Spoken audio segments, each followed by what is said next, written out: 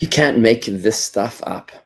To think that after October 7th and the atrocities that were perpetrated by Hamas militants against men, women, and children, innocent civilians on October 7th, yet still to be able to accuse Israel of being the aggressor and Hamas of being a benevolent society, this is stuff you can't make up. Check out this interview with British journalist Yvonne Ridley. It's just unspeakable. Let's go back to what Hamas has said. They believe that terms of ceasefire have been breached. They're not going to release any more hostages. Donald Trump has said all the hostages out by 12 on Saturday. We think he means midday. All the hostages, not just the next 3, all the hostages out, or all hell breaks loose. He said that's what he would do. He's been backing Israel. Do you think that would focus minds? I mean, there's no reason why Hamas couldn't release all of the hostages on Saturday, could there? I mean, all of them.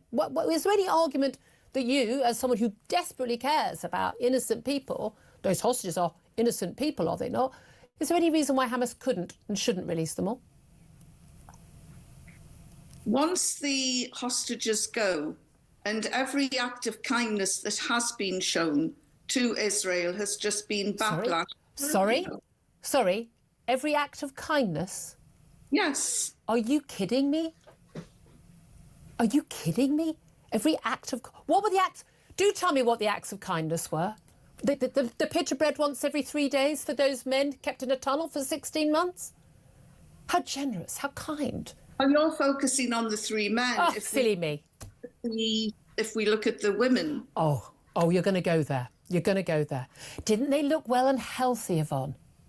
Didn't they look well? They must have had a wonderful time at that holiday camp that Hamas ran for them for the last 16 months.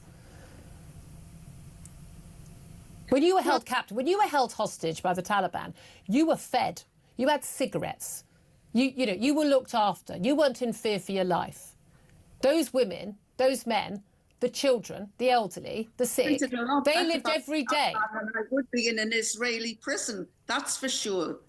Absolute abject nonsense.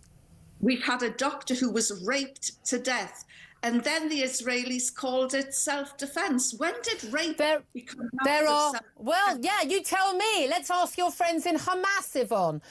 I'm not saying there aren't atrocities committed by some Israeli forces, and some of them end up in court, and rightly so, and they should all end up in court. I'm not defending any atrocities that are committed by any side.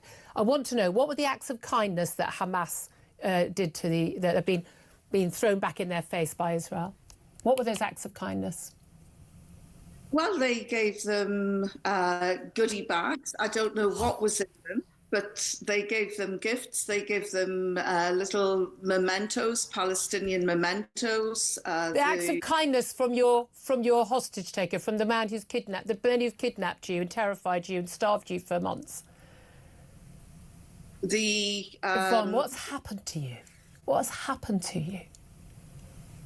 What's happened to me, Julia, I have watched day in, day out pictures of children being blown to shreds. Do you know who put those out? American and British bombs. I have watched war crimes being committed. You know who put that? You know who puts those images out? Hamas. You know why we never see images of Hamas fighters being blown up? Because Hamas don't allow those out. Who put those children? Who put those innocent people in harm's way? Hamas. Oh, that's ridiculous, Julia. That's ridiculous. They went into Israel to massacre innocent people and they took hostages. Were they surprised that Israel struck back and wanted their hostages back? No, of course they weren't. They knew what would happen. They brought down that. Very hard to listen to such absolute nonsense, but Julia did a very good job at her flawless takedown of this Hamas sympathizer. It's interesting, the Talmud tells us 1800 years ago that just before the arrival of the Mashiach, chutzpah yaske, chutzpah, audacity, will be prolific.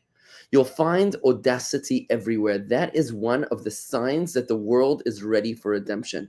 It's the very, very darkest part of exile that is the earliest part just before dawn. Perhaps like the darkest point of night, they say. It's just before the crack of dawn. It's when the world reaches an absolute state of lunacy and insanity, where you can have someone who has the who's not even embarrassed to speak like this about October 7th terrorism as acts of goodness and kindness, and to acknowledge the goodie bags that the captors and Hamas gave their captives, to acknowledge that as some sort of an act of humanity, an act of human rights, and to overlook the captivity and the insanity and the rape and the beheading and the terrible things, the crimes against humanity perpetrated by Hamas, is got to be a sign that the Messiah, the redemption, is right around the corner. I cannot believe that the world has seen such audacity until now, but perhaps we're fulfilling the prophecy of the Talmud, Chutzpah Yaskeh,